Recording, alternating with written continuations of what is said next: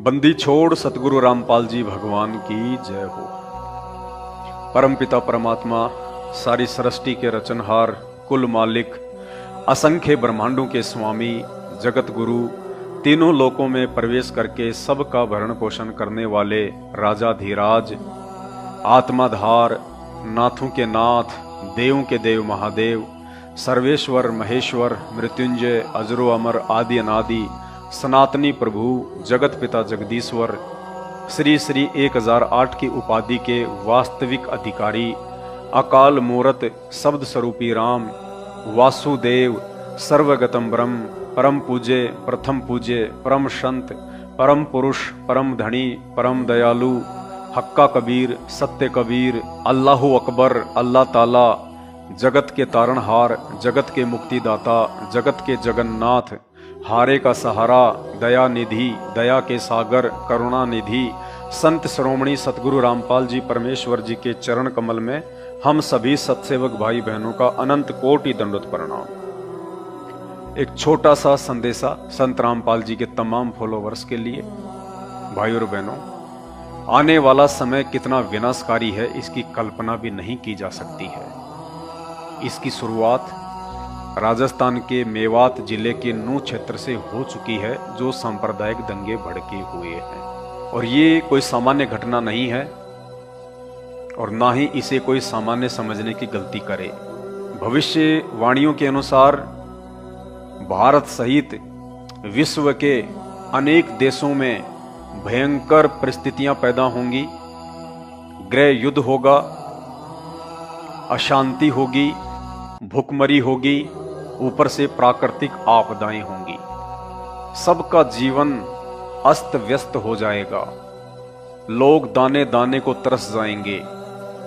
उस समय लोगों को भगवान की महत्वता का पता चलेगा। उस समय लोग परमात्मा की खोज में चलेंगे। जो आज हिंदू मुस्लिम में व्यस्त हो रहे हैं, उस समय वो लोग भगवान को ढूंढेंगे, परमात्मा से प्रार्थना करेंगे, हे परमेश्वर आप कहाँ हो, आप कौन हो, कैसे मिलोगे। और दास पिछले कई वर्षों से सतगुरु रामपाल जी भगवान की सत प्रेरणा से अपने वीडियो में जिक्र करता हुआ आया है कि एक सेना को छोड़कर, भारतीय सेना को छोड़कर भारत में जितनी भी नकली सेनाएं पनप रही हैं, वो चाहे आरएसएस हो, विश्व हिंदू परिषद हो, बजरंग दल हो, शिवसेना हो, राजपूत करणी सेना हो या भीम सेना हो या अन्य तमाम प्रकार की छोटी छोटी सेनाएं या संगठन हो, ये सारे संगठन मिलकर आगामी दिनों में भारत देश में गृह युद्ध का कारण बनेंगे, आंतरिक अशांति का कारण बनेंगे। क्योंकि ये जितने भी संगठन हैं, ये जितनी भी नकली सेनाएं हैं, ये अपने आप में बारूद है, बारूद। और चिंगारी राजस्थान के मेवात से लग चुकी है।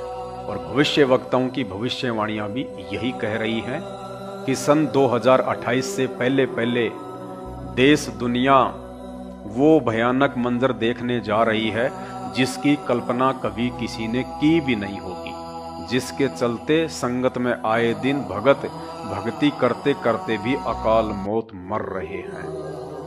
भाई और बहनों, यदि आप बचना चाहते हो और अपनी भक्ति को बचाना चाहते हो और उस आगामी विनाशकारी समय में अपने को और अपने परिवार को सुरक्षित देखना चाहते हो, तो आपने मर्यादाओं में रहना पड़ेगा।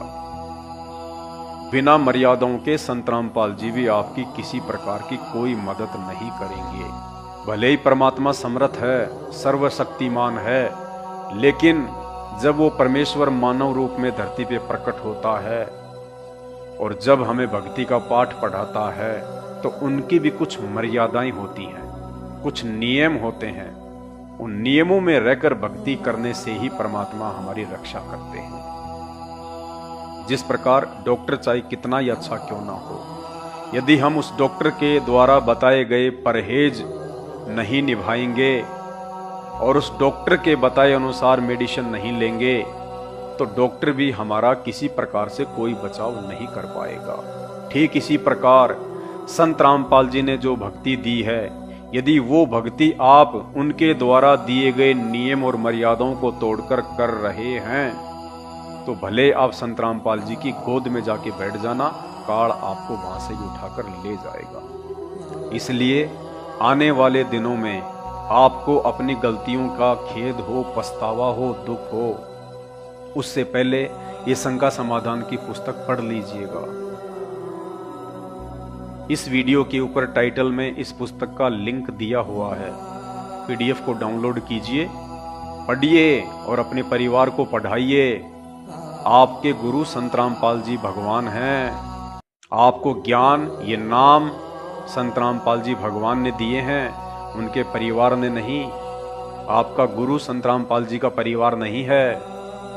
संत रामपाल जी के द्वारा दी गई भक्ति और मर्यादाएं निभाने से आपका आत्म कल्याण होगा, आपका भला होगा, आप सुरक्षित रह पाएंगे उस आगामी विनाशकारी समय में। इसके लिए संत रामपाल जी के परिवार की चापलूसी करना छोड़ें, क्योंकि संत रामपाल जी का परिवार धरती पे साक्षात काल का रूप है। ये बात आपको उस समय समझ में आएगी जब आप इस पुस्तक को पढ़ेंगे।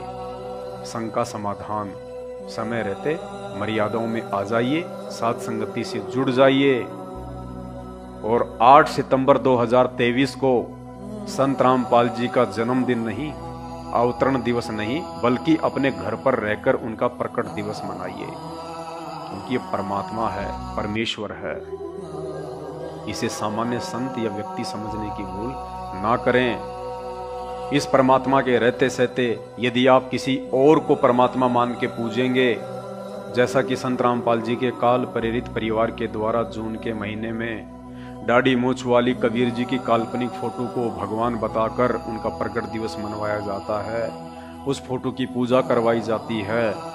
इस परमेश्वर के रहते सहते एक समय में धरती पे एक ही संत होता है, एक ही भगवान होता है, और वो संत, वो भगवान स्वयं सतगुरु रामपाल जी हैं। और संत रामपाल जी के रहते सहते यदि आप किसी और को भगवान मानकर पूजते हैं तो परमेश्वर कहते हैं, गुरु और गोविंद दो नहीं भाई, जो दो समझेगा वो दोजक में जाई, वो नरक में जाएगा। तो भाई और बहनों, यदि आपको दोजक में जाने की तैयारी करनी है, नरक में जाना है, तो आप संत रामपाल जी के कलयुगी परिवार के पीछे लगे रहिए आंख बंद करके। और यदि आपको पूर्ण मोक्ष चाहिए, सतगुरु रामपाल जी भगवान का आशीर्वाद चाहिए, तो उसके लिए आपको मर्यादा में रहना पड़ेगा। मर्यादा में रहकर भक्ति करनी पड़ेगी, और मर्यादा में केवल इस पुस्तक को पढ़ के रहा जा सकता है, साध संगति से जुड़कर रहा जा सकता है। दूसरा वर्तमान में धरती पे दूसरा तरीका नहीं है। अगर आपकी समझ में ये बात आती है तो बहुत अच्छी बात है, वरना आने वाले समय में आपकी मर्यादाएं टूटने के चलते जो भयंकर आपत्तियां आपके ऊपर आएंगी, उस समय समझ में आ जाएंगी। बंदी छोड़ सतगुरु रामपाल जी भगवान की जय हो।